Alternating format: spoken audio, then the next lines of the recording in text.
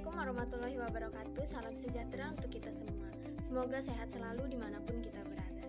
Kami dari kelompok 1 yang beranggotakan Elivia Lolita, Jessica Widya Ardini, Sela Rosananda, dan saya Dira Yolandari selaku moderator. Pada kesempatan kali ini, kami akan menjelaskan tentang bisnis modal kanvas yang telah kelompok kami buat. Kepada rekan saya Elivia Lolita, dipersilakan. Hai, saya pembicara 1.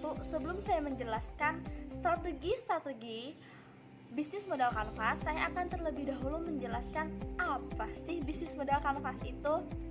Bisnis modal kanvas merupakan tool dalam strategi manajemen yang menerjemahkan tentang konsep, infrastruktur maupun keuangan perusahaan dalam bentuk elemen-elemen visual. Konsep bisnis modal kanvas mengandalkan gambar-gambar ide sehingga setiap orang memiliki pemahaman yang sama dan real terhadap tipe-tipe konsumen mereka, pengeluaran biaya contohnya, dan cara kerja perusahaan tersebut. Lalu yang kedua, apa sih keuntungannya bagi perusahaan yang menggunakan model bisnis kanvas ini? Pasti ada yang berpikiran, palingan juga sama kayak model-model bisnis yang lainnya. Jika dilihat lebih teliti, bisnis modal kanvas membagi hal-hal penting ke dalam beberapa fokus yang jelas. Hal ini memudahkan para pelaku bisnis modal kanvas dalam berbagai aspek dan bisa diterapkan dalam perusahaan besar maupun perusahaan kecil. Nah, setelah saya menjelaskan apa sih bisnis model kanvas dan saya juga menjelaskan apa sih pentingnya bisnis model kanvas bagi sebuah perusahaan, saya juga akan menjelaskan strategi bisnis model kanvas di Butik Fashion Girl DEJS. Oke, yang pertama akan saya jelaskan yaitu customer segment, yang kedua ada value proposition, dan yang ketiga ada channels. Oke, customer segment. Customer segment adalah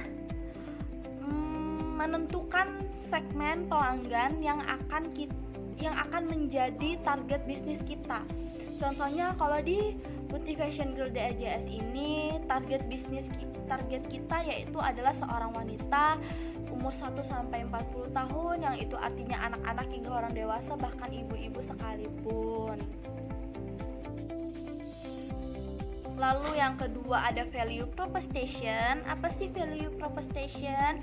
Nilai suatu produk, keunggulan produk, poin-poin yang dapat mendatangkan manfaat yang ditawarkan perusahaan bagi customer.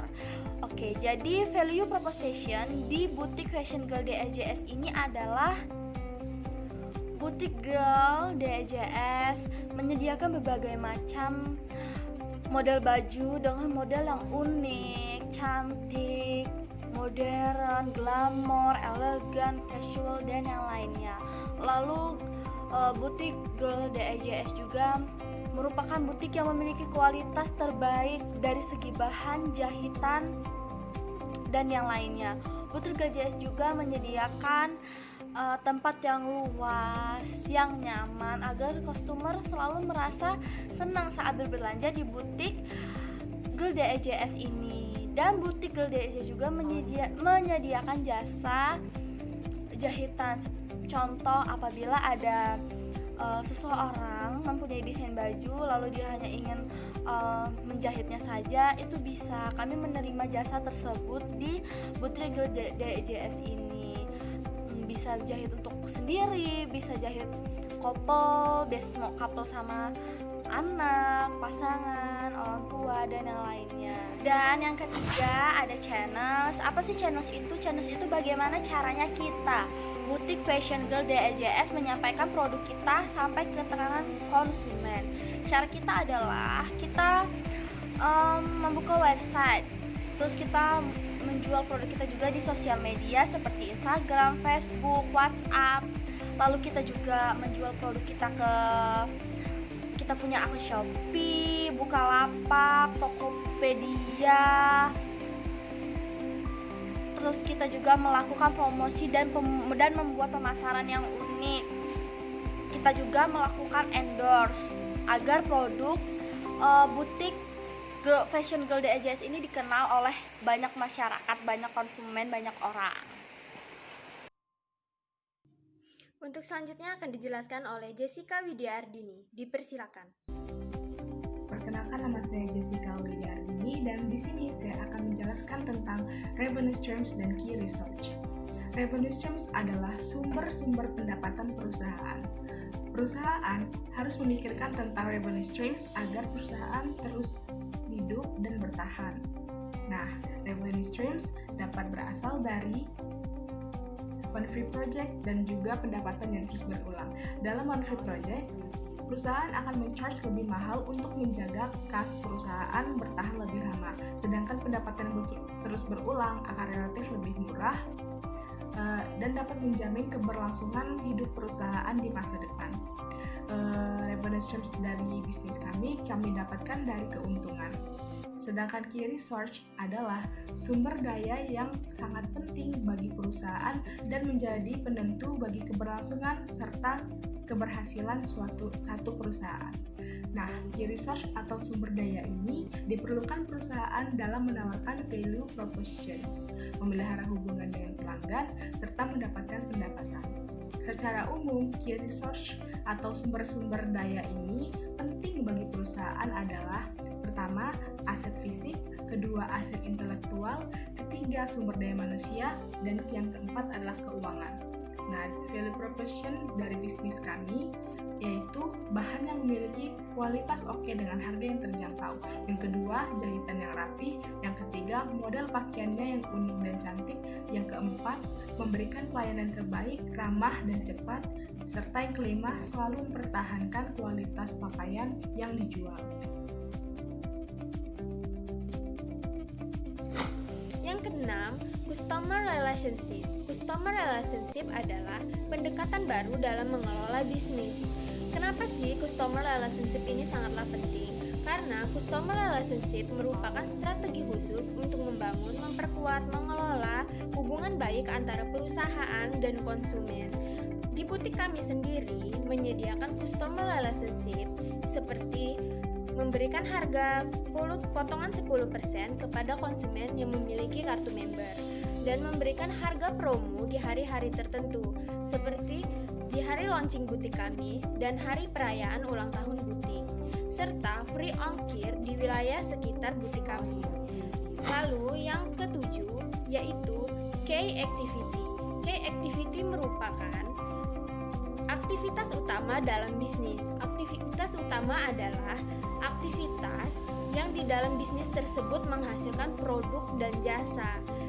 Key activities yang ada di dalam butik kami yaitu marketing klien. Di produksi ada membeli bahan, menjahit, potong bahan, sablon, setrika, dan packaging.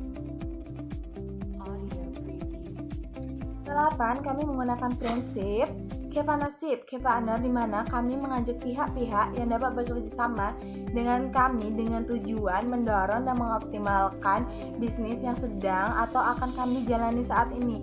Oleh karena itu, butik kami, butik DEJS juga tidak lupa melakukan kerjasama tersebut, di antaranya dengan toko bahan. Agar apa? Agar kami dapat diberikan bahan terbaik dan terbaru sesuai apa yang kami inginkan dan apa yang kami perlukan, dan juga tidak lupa diberikan dengan harga yang miring. Kenapa harga yang miring?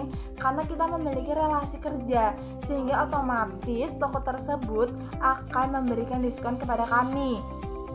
Dan kami juga bekerja sama dengan jasa pemotong bahan agar kami dapat menghemat proses produksi pada pemotongan bahan tersebut. Dan ini mungkin adalah kerjasama yang paling penting pada proses produksi kami, yaitu kerjasama antara konveksi atau jasa jahit. Agar apa? Jahitan kita yang telah dipotong tadi dapat diselesaikan dengan cepat, tepat, sesuai dengan desain pakaian yang telah kita buat tadi. Oh ya, kami juga tidak lupa, kami bekerja sama dengan jasa penyablonan agar suatu ketika kita ingin melakukan variasi pada produk pakaian kami seperti gambar atau tulisan, kami sudah memiliki relasi kerja dengan jasa tersebut dengan kualitas yang terbaik tentunya ya. Dan kami juga bekerja sama dengan jasa pembuatan label agar produk-produk kami memiliki label atas nama DEJS supaya pelanggan dan orang-orang tahu bahwa produk pakaian tersebut berasal dari butik kami. Oleh adanya kerjasama tadi dapat memudahkan kita dan dapat mengoptimalkan proses produksi kami sehingga kami dapat melayani pelanggan dengan baik dan pelanggan akan merasa puas. 9 adalah cost struktur atau struktur biaya, merupakan keseluruhan biaya yang pengusaha keluarkan untuk menjalankan sebuah bisnis. Maka dari itu, bisnis kami Butik DEJS juga mengeluarkan biaya-biaya tersebut. Di antaranya yaitu biaya produksi, biaya yang kami keluarkan untuk mendapatkan bahan baku hingga menghasilkan produk. Pada produk kami tentunya adalah produk pakaian. Yang kedua adalah biaya sewa gedung. Biaya yang kami keluarkan untuk menyewa gedung dalam 1 tahun yang akan dijadikan sebagai tempat butik ataupun sebagai pusat aktivitas bisnis kami ini. Dan yang ketiga adalah biaya promosi. Biaya yang kami keluarkan untuk mengenalkan produk kami pada masyarakat dengan cara endorsement atau pemasaran via online.